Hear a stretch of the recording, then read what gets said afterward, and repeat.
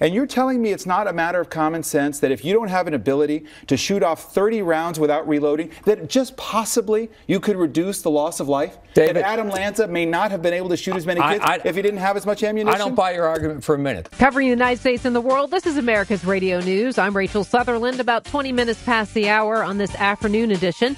Here's some of the stories we're following. Well, you might want to check with your local gun laws if you plan to wave around a bullet magazine in front of a national television audience. David Gregory held up what he said was a 30-bullet magazine during an interview Sunday with the NRA Chief Wayne LaPierre that happened on the show Meet the Press.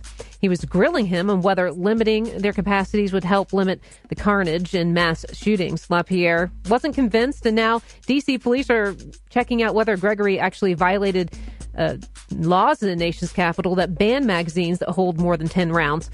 We're not sure what kind of trouble he's in. We've reached out to D.C. police, and they're not really talking to us. But we do have Bob Parks on the line. He's a seasoned media veteran with over 25 years in print journalism, television, and radio. He's currently with the Media Research Center. Hey, Bob. Hi, Rachel. How are you? I'm great. Happy holidays. Thanks for joining us.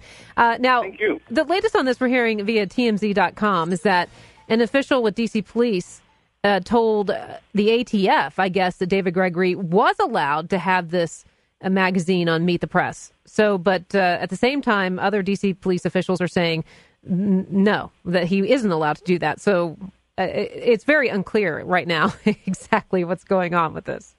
It sure is, and then you would think that the media would wait and find out what the story is, unless there is some kind of mass confusion going on within the Washington, D.C. Police Department, which is not something that's totally surprising. Right. I will tell you, having been a D.C. reporter, that wouldn't surprise me that there might be different information coming out of the city government on any issue. Yeah. Sure. So, but go ahead. I'm sorry. So the point that I think just needs to be made is that this is a clear example of what we've been told over the last few years, that there are certain rules for us, and there's certain rules for the elite class, the 1%, as it were. See, this David Gregory, whether he got permission or not, was in violation of the law. The law clearly states that you are not allowed to be even in possession of an empty magazine, let alone one that has bullets in it. And another thing that's also very odd about this whole thing, the shooter, from the latest reports that I've heard about the Newtown shooting, used pistols, not a rifle. The rifle was supposedly in the car.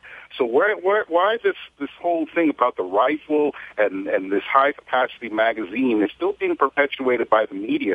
Heaven forbid there's an agenda at play. But there's a whole lot of inaccuracies going on, and you would think you would get better from the quote-unquote professional media and professional law enforcement. Interesting. Well, you call David Gregory a 1%er, though, right?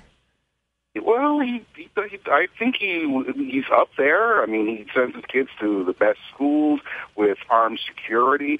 I mean, the rules that apply to them, if you or I were to brandish a magazine, after whether it was we were told or yes or no by the police department, the law clearly states you are not to be in possession of it. And to be as brazen as to whip it out during a national television interview just shows that he probably figured he was above the law. He is a journalist. He is on NBC News, and the rules don't apply to him. Well, and you also have to figure, I mean, people who are in the media sometimes do things to get attention, definitely. And he's getting it with this. And, of course, the nation's capital has some of the strictest gun laws in the country. I mean, just recently, it was ruled that people could keep guns in their homes just for their own protection, but it has to be registered, and there's all these hoops to jump through.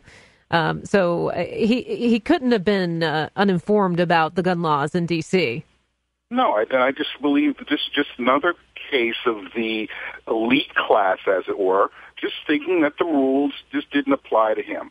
I mean, if you or I, like I said, were to have done the same thing. Let's say, for example, I was going to be in studio with you, and I told the police department in advance that if you said something that irritated me, I was going to smack you. And they said, don't do it. It's against the law. And I came into your studio, and you said something to irritate me, and I smacked you. Do you think because I am a journalist that they would say, oh, well, it's okay, no big deal, the law doesn't apply. Well, we'll just have to see. This has to play out, Bob. I mean, I guess this is just starting to be investigated. Oh, by the way, we did reach out to D.C. police, as we mentioned, but we haven't heard from them. But there is a statement out given to TMZ saying NBC contacted the Metropolitan Police Department inquiring if they could utilize a high-capacity magazine for the segment. NBC was informed that possession of a high-capacity magazine is not permissible, and the request was denied. So, I mean, he knew it, and we'll see if there's consequences for him. We'll see it. Again, something tells me he's either going to get a slap on the wrist or some staffer who knew better will probably end up taking the rap for this. Yeah, honestly, I don't know the penalties for waving around a magazine on national television. So we'll all find out together. It'll be interesting to watch, Bob. Thanks for joining us. Thank you, Rachel, for having me. Happy holidays. Bob Parks is a seasoned media veteran with over 25 years in print journalism, television, and radio. He's currently with the Media Research Center.